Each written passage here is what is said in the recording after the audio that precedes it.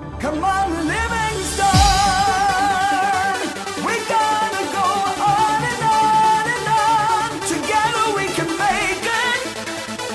We're gonna go on and on and on. Come on, Livingston. Knocks it through. Mullen bursting into the box. Josh Mullen. Together we can make it. Mullen's ball across. It's turned in. It's Pittman who's got it. Livingston leads. Can they get the ball back in? O'Brien. The lead! And Livingston have the lead! Man, score. If we march to The full-time whistle blows and David Hayes celebrates. And the Livingston fans join in exultation. come on, Livingston. Livingston have the lead against Rangers, and they are certainly rising to a few occasions on their return to the top flight in Scotland. Come on, Livingston. We're gonna Hello and welcome back to TalkLivi for episode 27 of the season.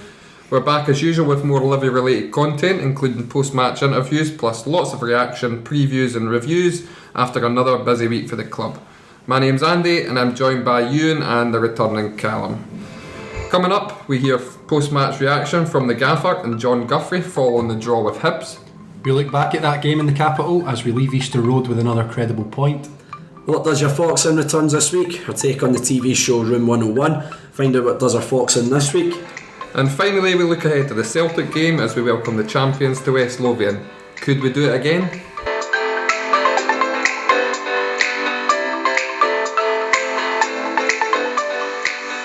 So, first up, let's hear the thoughts of the Gaffer following the great point in Edinburgh. I'm absolutely buzzing. Okay, to go behind, to show the character and desire when we could have overrun at times. Especially when you go behind, then they get a lift, the crowds on the thing. But I thought we stuck to our game plan, and to be fair, I think second half we had some really good chances.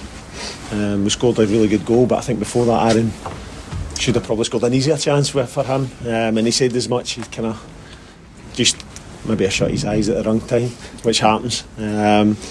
And also the one we pitched late on, a great cut back, and he just gets underneath it.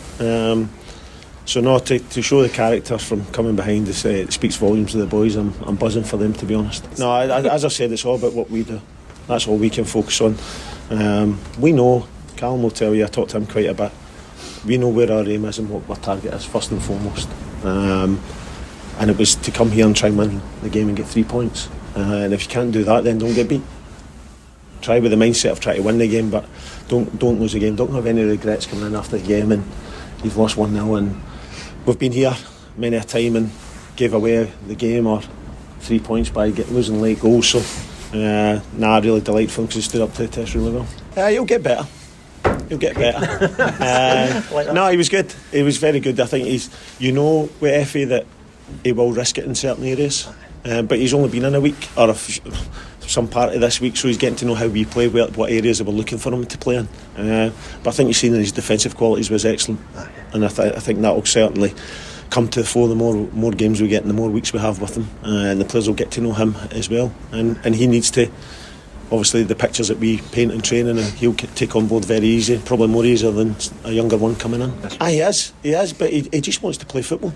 He wants to win games. You've seen him. He hasn't played for a year. Didn't look as though he was tiring, didn't look as though he was cramping up, and that's testament to him and testament to his qualities and his professionalism, and that will rub off on the rest as well. Brilliant. We sat the two of them down yesterday and I said Robbie's got money in the bank because he's played more games than Ryan. Ryan was excellent last Sunday, but it's now a great problem for me to have two young guys pushing each other, wanting to get game time, and Ryan will get game time. It depends how we can see this season out. Hopefully if we get the top 6, you'll have the old firm again, so Robbie can't play, so Ryan will get to play, and hopefully we'll get. But it's good to have good competition for a number 1 jersey, and Ryan knows that and Robbie knows that, and there's no hidden agendas, so they both get told the same message at the same time.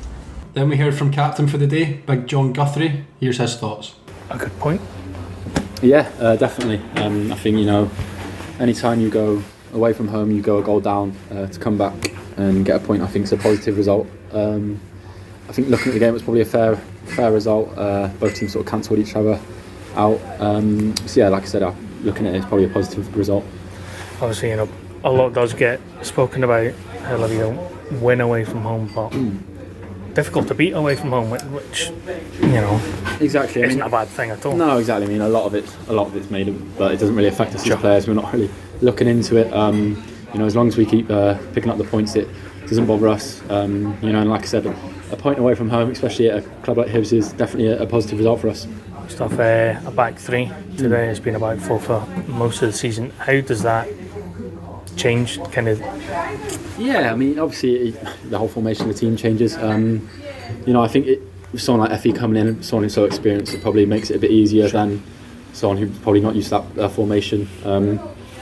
He's a great talker, and obviously me and Kieran have played quite a few games together now, so we've got that relationship. But not just the back three, it affects the whole team, but it's something we work on in training. It's not just something that's sprung upon us at all, so we know what we're doing no matter what formation we're going into. How's it been kind of training with someone of the kind of stature of Efe this week? Yeah, no, it's been good. Obviously he's a massive name in football, especially in Scotland, so it's just about picking up the little tips and advice he can help you. Obviously he's had a great career, he's very experienced, played a lot of games at a very good level, so it's just about picking up those little tips that he gives you here and there. It's just about learning off him now. Captain today as well? Yeah, no, obviously it's a nice thing for me, proud day leading the boys out. Obviously Marvin Keegs weren't playing, so it was nice to step in and fill the void for them. Have you been captain before? I've had a couple of games, right? Here and there, the odd game, but obviously my first game as captain here, so now it's a real honour to lead the boys out. Stuff, obviously with results, Aberdeen losing, I've not seen any results, to be honest. It's a point gained at the end of the day, which I think you're now 6 points clear of Kilmarnock. It is one game at a time. I know that's kind of the mantra, but it is a point gained. Yeah, definitely. Well, now I know Aberdeen lost, it is definitely. It's just about us ticking along. We spoke about we've not really set the target of what points we want to finish on. We just want to keep, like you said, game by game. Especially against the teams that are sort of fighting around us at the moment for the top six, like the Hibs. To make sure we don't lose those sort of games, so we don't lose any ground. So yeah, definitely a point gained in that sense. Just in terms of the penalty, it's that kind of obviously a harsh rule, isn't it? Yeah, I've not seen it, but at the time I thought he think he was stood so close to him. The ref said he had his arm stuck out, so he knew what he was doing. But for me, he was right next to him, so it's hard to. You can't really stand there with your arms in, but look, those things happen, and obviously Robbie's made a great save, so luckily we got away with it. Stuff. It must have been about 6, 7, 8 weeks, if not more, since you've actually played a game in decent weather. How difficult is it when the wind and the rain's like that? Yeah, I mean it doesn't help. You can see the way the pitches are at the moment, the conditions. It's the more wind than anything that's causing a lot of problems. But it's one of those things. It's the same for both teams. It probably doesn't look the prettiest on the eye for the fans watching, but it's just something you've got to just grind through. It's all about playing the conditions when it's like that. Just sticking to the basics, and I thought we dealt with that well today. So a brilliant point for us. Obviously, we've got to be delighted with that, don't we? Yeah, I think it was a good point. Me and Andy touched on it last week whilst you were skiving Callum.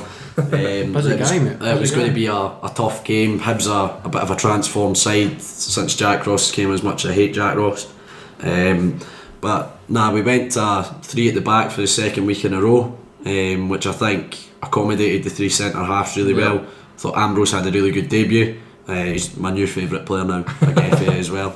Didn't matter what he did on the ball, loved it. Yeah, we could tell at the game today. Yeah. We could absolutely love the big man. I think what we did today was we matched Hibs. Yeah. Formation wise, Hibs have been playing with a 3-5-2.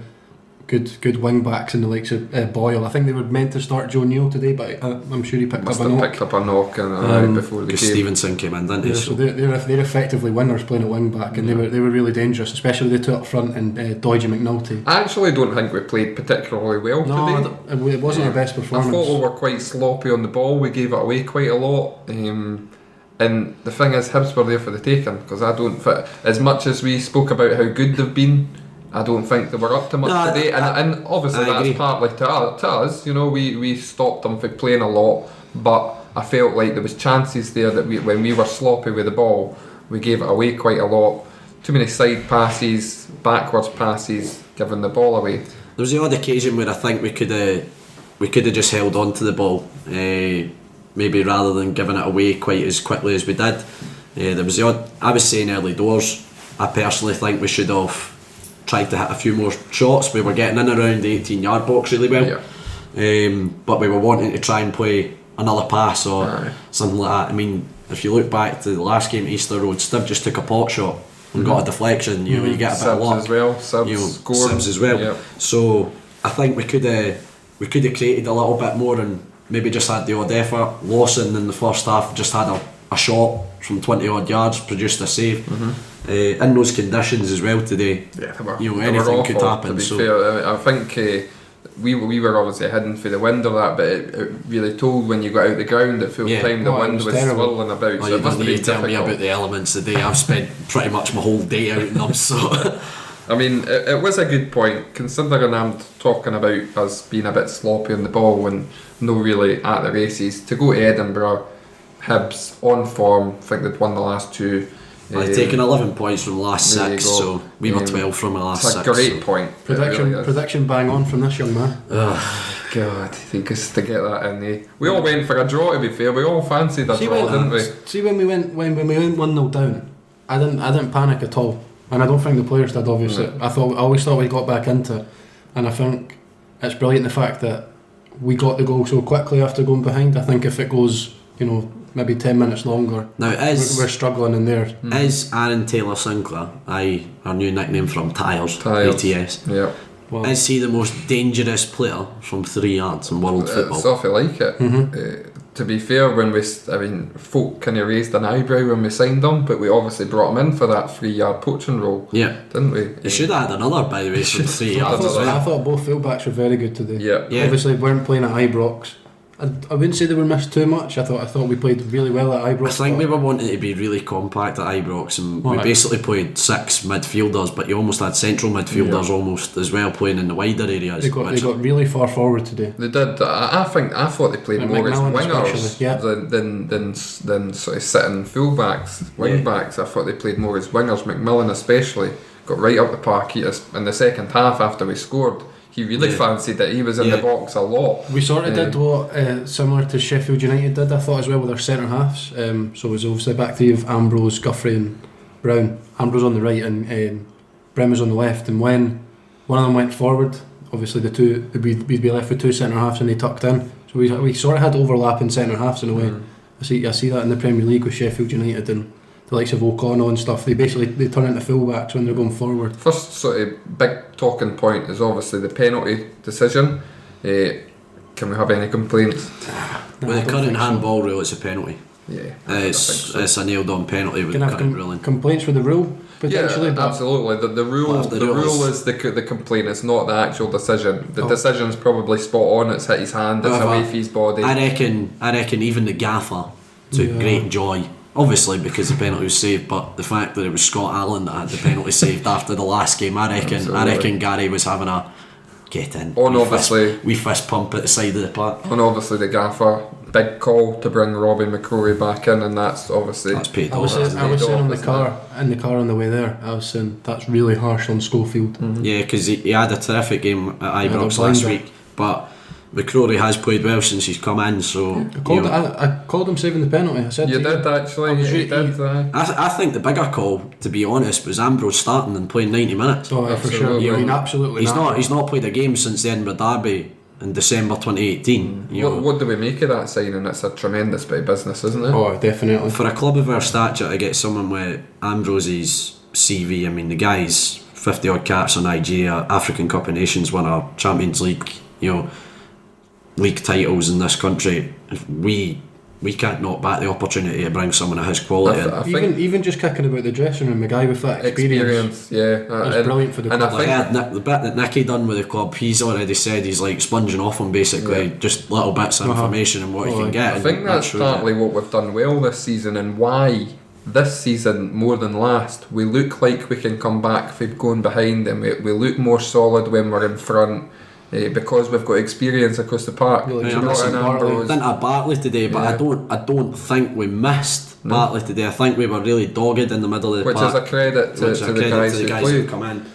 We've got a point at Easter Road without Marvin Bartley, which is brilliant, and without playing our very best. I think point gained, isn't it, in the battle for the top 6. When you look at the fixtures coming up for, obviously St Johnstone are playing Rangers, and Celtic are home to Kilmarnock, so you would expect both those teams to drop points, so that's a point further away from those teams. We've got a cushion of 6 points on Kilmarnock, who're 7th. They're closest to us, obviously apart from Hibs.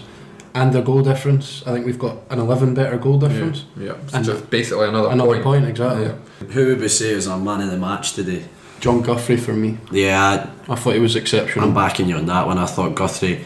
There was a few times where Boyle broke from the middle of the park, and I was like, oh no, because just how quick he is, right? But Guthrie just managed to get a toe in or something to break it up. To be fair, I think it would probably have to be a defender or the goalkeeper.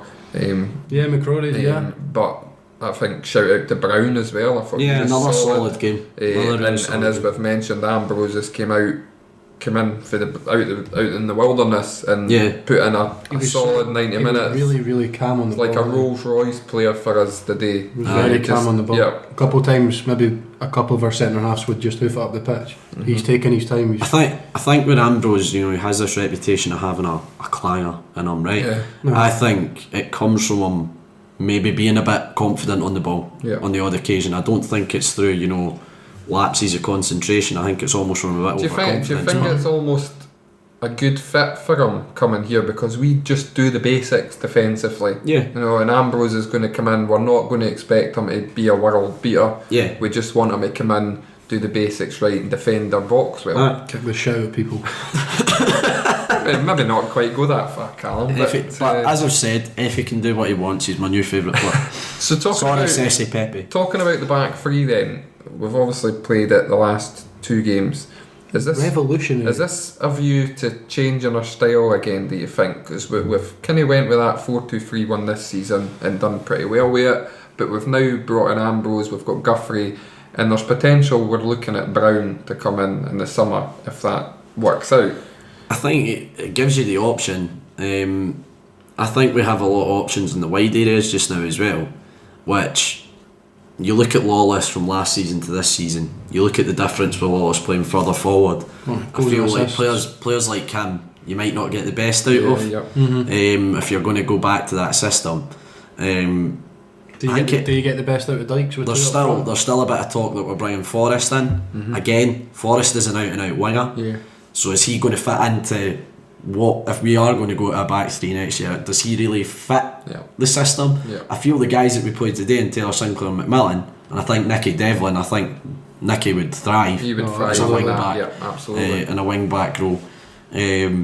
Those guys suit that, I think, because they're out and out kind of full-backs, but good at getting forward and up and down the line. Jack McMillan was brilliant today as well. Is it a matter? It gives you options, doesn't it? Is it a matter of trying to stay ahead of the competition, do you think, rather than staying still and sticking with the same thing? We're trying to change it up all the time to keep other teams guessing. Yeah, because last season I think easy to read. We maybe did become a bit predictable. Everyone eventually caught on. We play 3 at the back, right?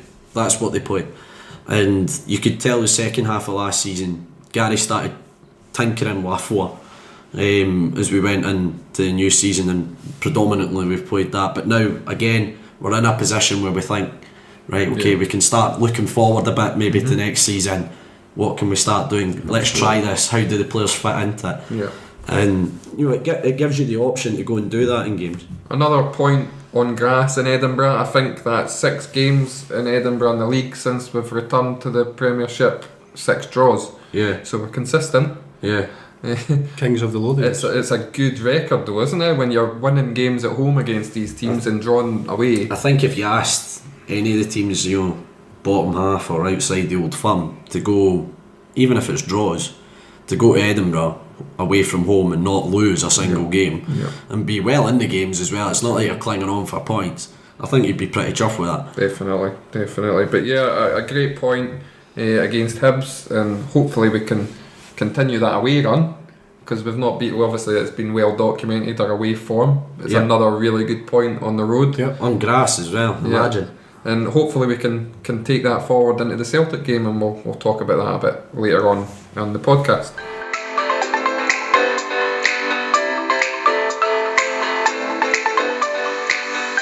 In the return of favourite feature, What Does Your Fox In? Our take on the TV show Room 101. We aim to rid the football world of some shocking football related content. First outing for a few weeks because you're trying to disrupt my flow after 2 back-to-back wins. Or it could be that Callum missed out and I missed None out. of that. Yeah. So in the name of our most Marmite player of all time, Liam Fox, we'll ask you, Callum, to start. Oh, I'm first. What does your Fox in? Well, it's a bit of a strange one, because you've had a few strange ones. We have covered a lot of things, and this is more just sort of pub chat whenever I go out with mates. I mean, if you want to get to it, that would be a good idea. Speaking about football, and you're asked, who is your celebrity fan? I don't think we have one. So probably the title would be lack of a celebrity fan.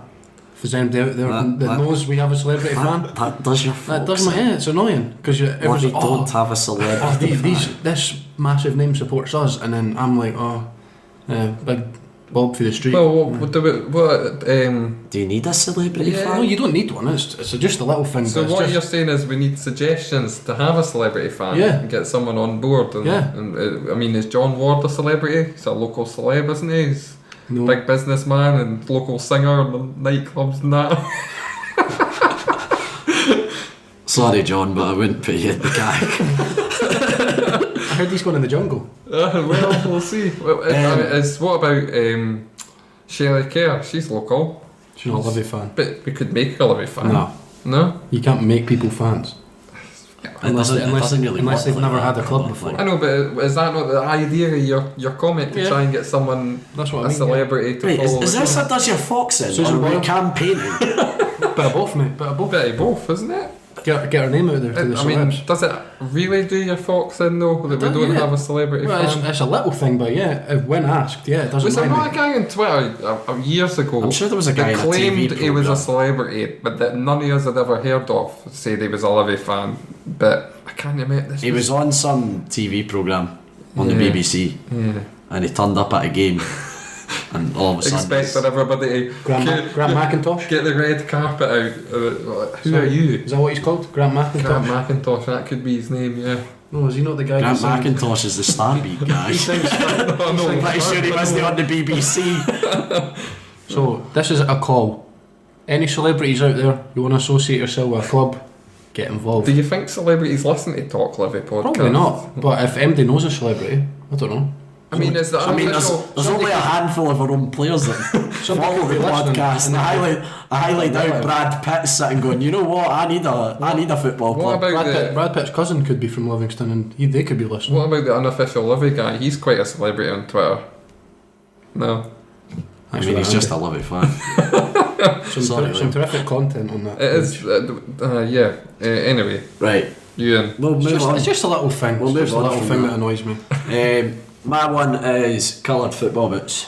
Bright coloured football boots.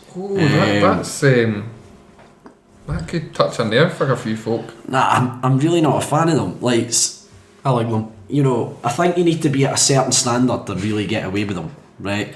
You know, are you talking proper colourful or? I'm talking like your bright pink numbers and bright orange and all that sort of stuff, right? A luminous green. Like, get to fuck, right? get yourself a pair of coppers. They do the exact same bloody thing. The other designer boots is these sock boots, right? Get a pair of laces. Stop being lazy. Tie your laces for God's sake. They don't know how to tie laces. Well, honestly, when I'm coaching at the weekend, some kids need to be taught how to tie them. Do you coach me? Yeah, I do coach. Never ever mentioned that before. Good level, Spanish. But anyway, back to the football boots, right? So overly coloured boots. Yeah, like. I mean, you can't be picky and choosy. You said coloured football boots. He did. Right, but I've got a nice wee red pair. I actually wear black football boots. I own my two pairs of football boots are a pair of coppers and a pair of old school Preddies. Right? Oh yes. Right, and every time I get the Preddies out when I play fives, everyone goes, love those. Right, everyone loves a pair of nostalgic football boots like that, right? I don't turn round and go to someone when they've got a bright luminous pink pair and go, oh, those are gorgeous, those I really like those. I think They look good though. Some of them really look gorgeous. I think pretentious, right? You're playing 5-a-sides on a Wednesday night. You're not that good. What about you folk don't with need their initials stitched? But I suppose to an extent you've got. Oh, Ewan's got his initials stitched.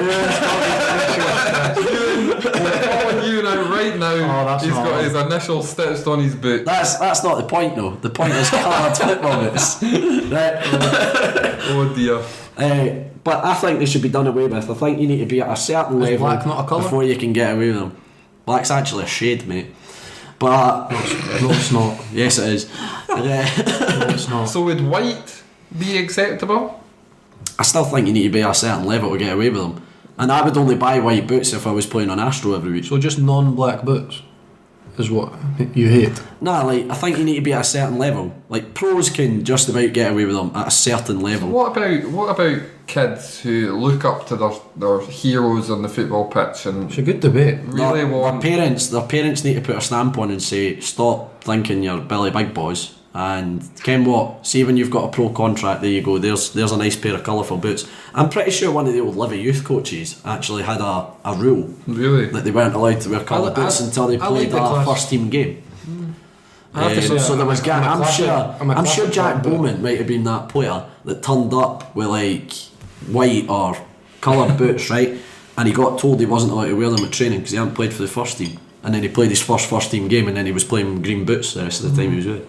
Well, I can see the argument, but I just think kids nowadays are looking up to their heroes and they want to be like their heroes with the sort of same boots and the. My hero's Jon Guthrie, nice pair of black football boots. Oh, that you There wear you go. black boots then. I like the traditional black boots. But I just say It doesn't maybe matter. more a tradition thing, but Doesn't I think, bother me that folk have coloured boots. you know, you see some guys when you go and watch, I don't know, Lowland League football, and you see them with a pair of pink boots and they're cutting about the park like an absolute wee poser, and you're like, mate, you're playing in the Lowland League. No disrespect, pal. You are hopeless, bud.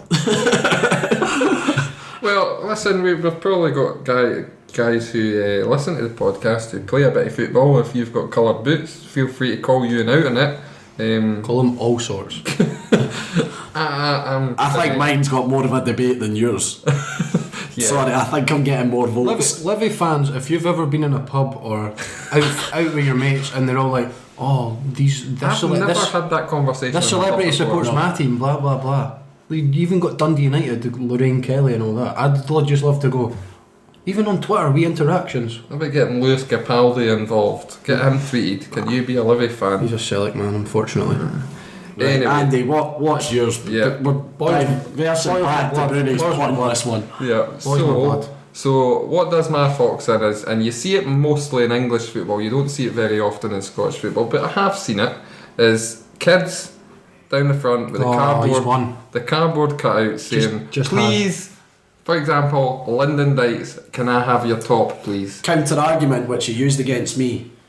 Kids just want to interact with their idols. But is it the kids though, or is it the dads? The old dads who are like, right son, write this so you can get your top, I'll get it framed because I want Right, so it. is it the kid or the dad? It doesn't matter. See these people that hold the I think he's one to be cardboard placard at full time saying, can I have your top please? Get that right in the bin. It's Andy, I'm almost embarrassing. sure you did that at Keegan's testimonial. Absolutely never done that. I'm sure you did that. I wouldn't have done that because all those tops were up for auction. So I got league. Aye, but you didn't want to pay. So no, but it's just a bit embarrassing, isn't it? Got Lee Griffiths as well. it's embarrassing that an 8-year-old kid wants to get, I don't know, Paul Pogba's top. Yeah, Paul but then, Pogba, one of the then the dad's highest profile. The dad's high-fiving when they No, come you should have said. over and No, you should have said. I don't think. Well, personally, it doesn't bother me because they're trying to get their heroes tops and all that. You should have said if it's an opposition player. That's what really does my fox in. I should have said that, but that's not what we're talking about. I still remember an incident, the League Cup semi-final, right? And Pasquinelli had a pathetic throw of his jersey into the crowd, right? And I was even shorter than I am now, Wow. right? And I tried to reach over the wall to get it, right? But then some big lanky git comes right over the top of me, and then honestly, he's been wearing that shirt for years, right? But listen. Whoever you are, that top is rightfully mine.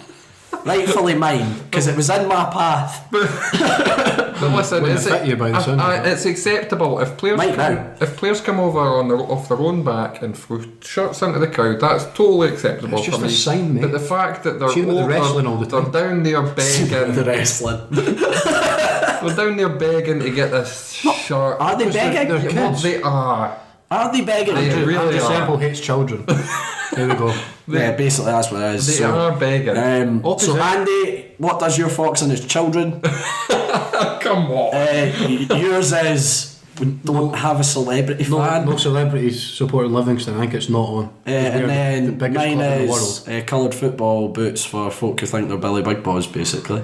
Cardboard placards. It's just embarrassing. For opposition It's just players. I'd say I agree with you. Like Sterling was just a Liverpool fans holding up. Raheem, can I have your top? yeah, that's He's left. nah, Everyone no. hates him. Yeah, but it doesn't. My point is cardboard placards. It could be anything. It could be opposition. But as I say, fans. your counter argument was with me. Oh, but the idol might wear the coloured boots and all that, so you just want to be.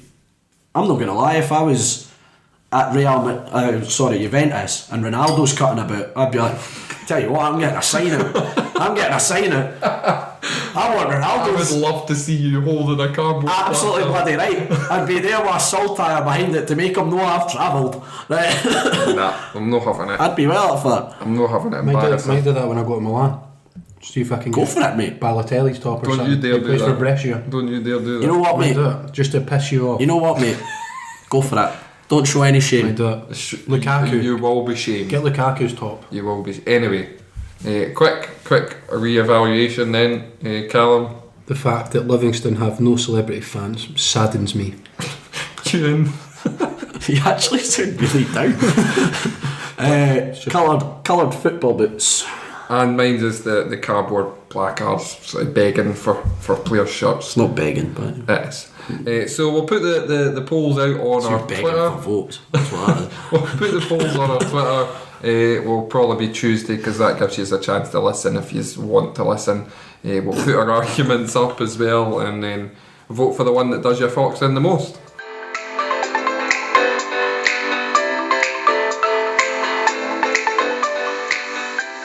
Finally this week it's time to preview our next game. We welcome Neil Lennon and his Celtic side to the fortress that is the Tony Macaroni Arena. Could we do them again and record another famous result for the club? I think it's going to be really tough. Celtic have been flying since the break. They've reacted really well to the defeat to Rangers at New Year. Like, they've won every game, haven't they? But they've been steamrolling teams a bit. Yep. I know last week at Aberdeen they but they showed that grit. They didn't play that well and they still come away with I it. think that's the difference between them and Rangers. I think when Celtic don't play quite as well, I think they still find a way to grind out a win, whilst Rangers since the break they've stuttered in quite a few games. You look at Hearts, Aberdeen, as examples. Even if you just look at Kilmarnock as well, they've not been quite at it and they've got properly punished for it, whilst Celtic have, what it is, it's winning 8 league titles back to back. They just know how to get it done. Yeah.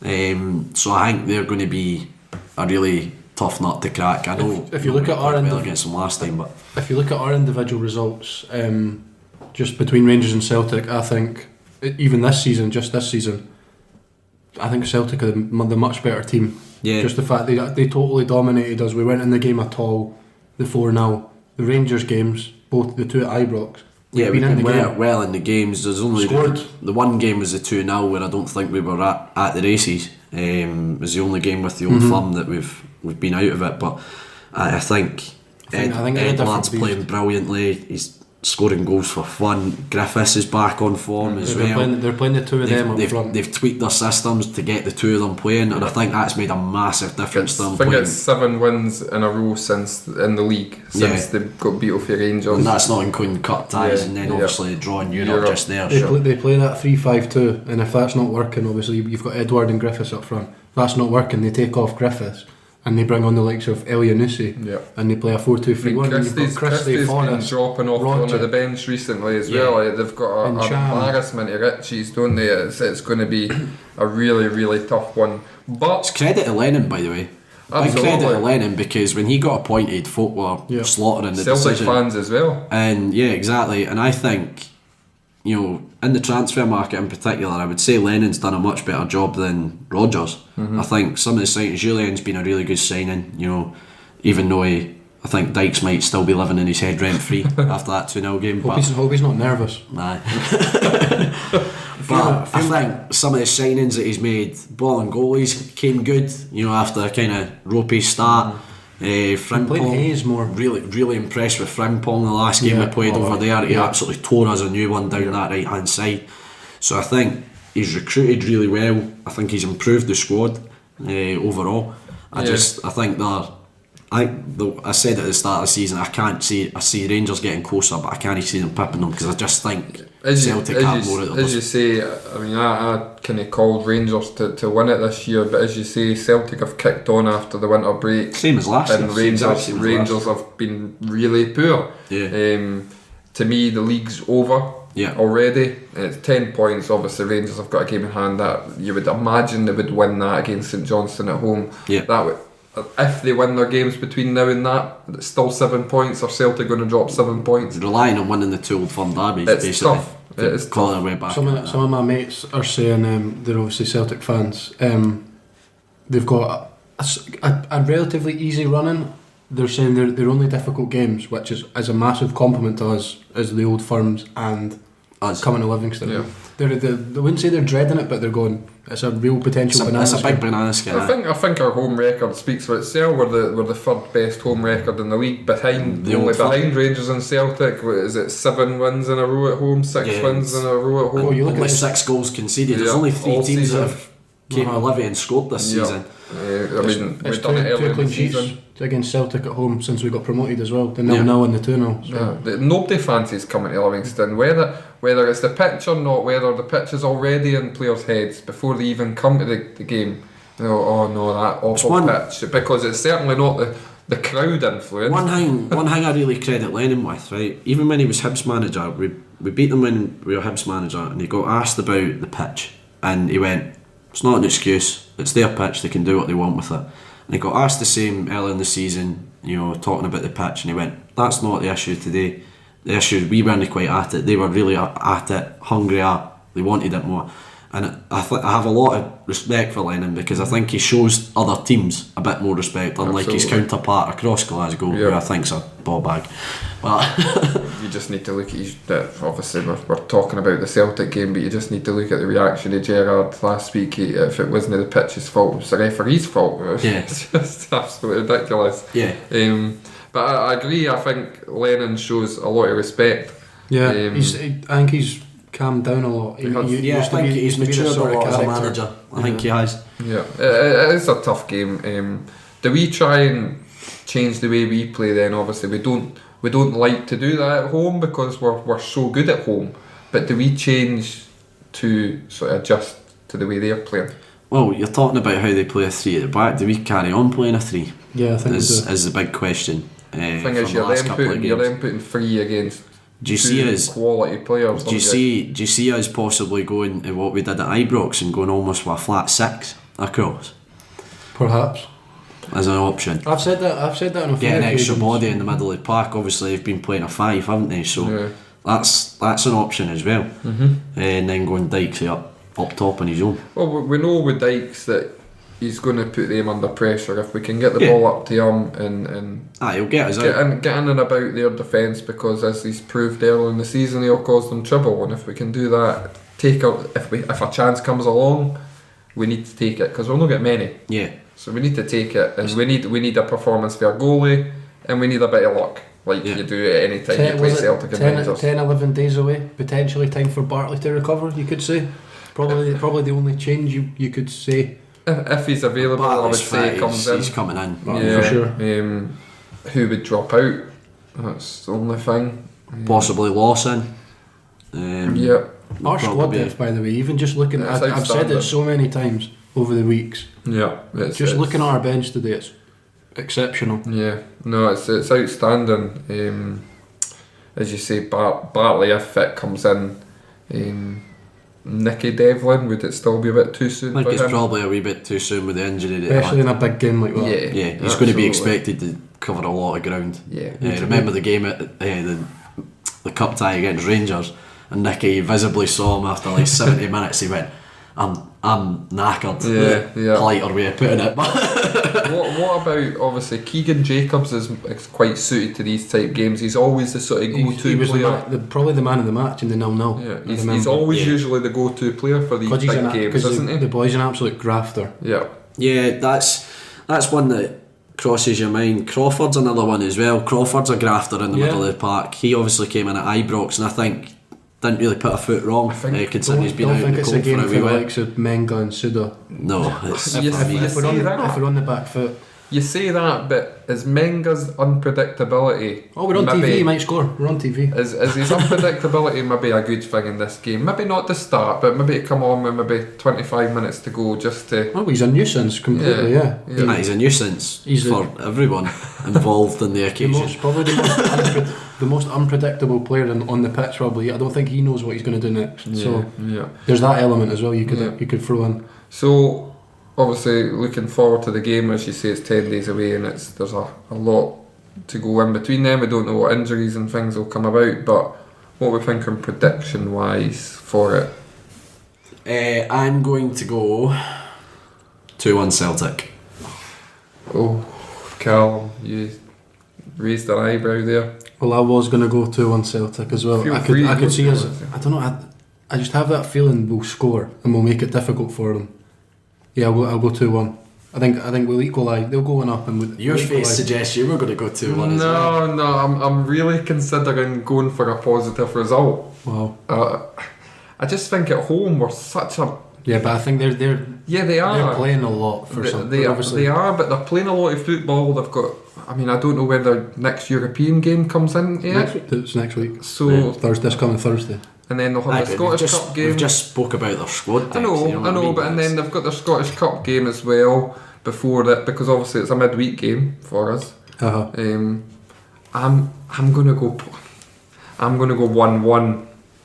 I'm gonna go really positive and just go for it. I think we'll get something out of the game. And 5-0 Celtic. More than likely, but listen, it's great to be welcoming.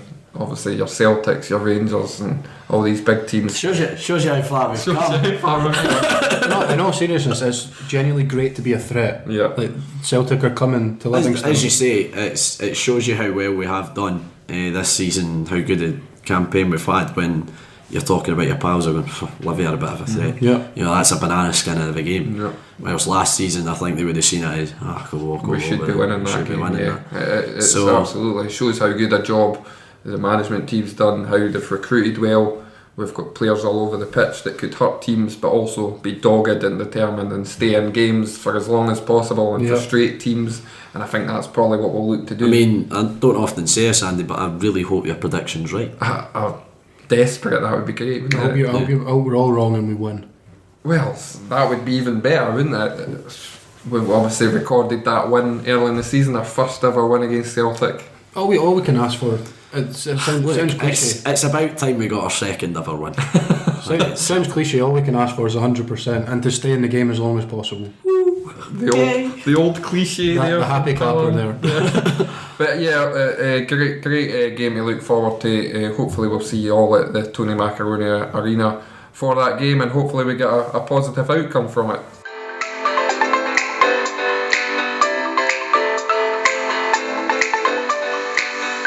That's it for another episode of TalkLivi today. Thanks again to everybody that continues to listen to the podcast. Get involved and interact with us on our social media. It's much appreciated.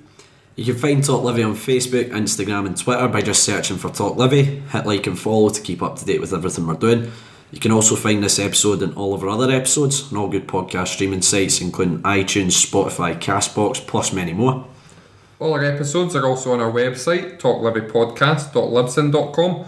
Don't forget, we're also on YouTube. You can find us by just searching TalkLivi. If you could hit the subscribe button, we'd really appreciate it. Feel free to leave a comment as well or a review on iTunes. As always, it would be greatly appreciated. So from Andy, Ewan and myself, thanks again for listening. We hope to see you all at the Celtic game to cheer us on and hopefully another positive result against Celtic at home.